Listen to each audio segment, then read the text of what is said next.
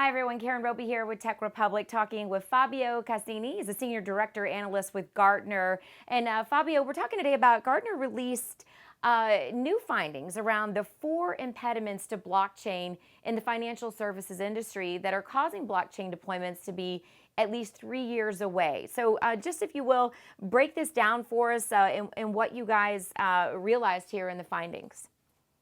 Yeah, thank you, Karen, for having me today. I should say all these, let's say, 4 key impediments that we identified in our recent report that we highlighted in our Cape Town symposia. It all comes down, let's say, on understanding the overarching, as we call, shifting power game that is happening by the usage of blockchain technologies.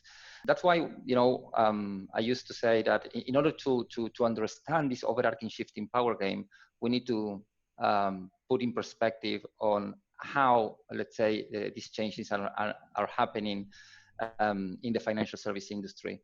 As a consequence of that, I used to say that a similar pattern that we saw with the internet that democratized information exchange, the same kind of pattern is happening with public blockchains by democratizing liquidity and value exchange. And if we think for a moment what happened with the internet, in which what the internet enabled was a huge unbundling and reintermediation on several services, like for instance marketing, and also the internet that brought this kind of illusion of disintermediation. But at the end, what happened is that new central powerhouses were created. You name it: LinkedIn, Google, Facebook, etc. So all of them, all of these organizations took advantage of, let's say, the exponential growth that the internet enabled for information exchange.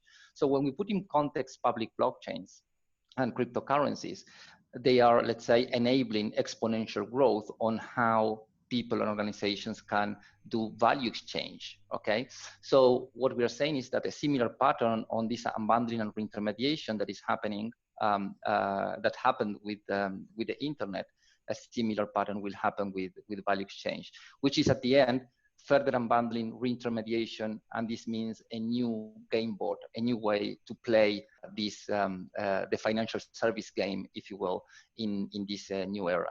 And this is where it comes, let's say, the 4 key impediments. Because if we think for a moment, the 4 key impediments that we are talking about are mainly, for me, the most important one. It is about governance.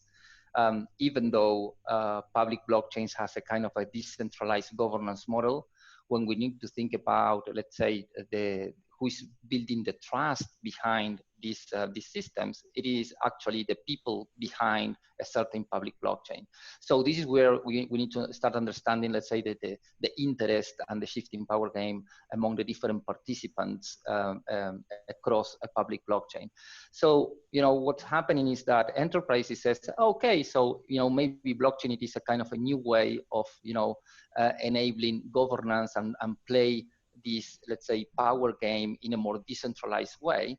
Okay, but the reality is that governance, it is yet very immature, not only in the public blockchains, which are very obscure at this point in time, but also if you try to contextualize this type of new governance models in let's say, in the financial service sector, it is yet very, very immature. So that's, let's say, about governance and the dynamics on the shifting power game. And the other thing, it comes about standards, which is, if you think for a moment, every blockchain is trying to impose its own de facto standard, because by the time you can impose your own de facto standard, this means that, you are forcing, if you will, the community to join, and you can take advantage of the network effect that these standards generates. But the reality is that standards are very fragmented. We are seeing that in the upcoming years, we will see a massive consolidation around standards, which are tightly related to the other impediment, which is about governance that I mentioned you before, right?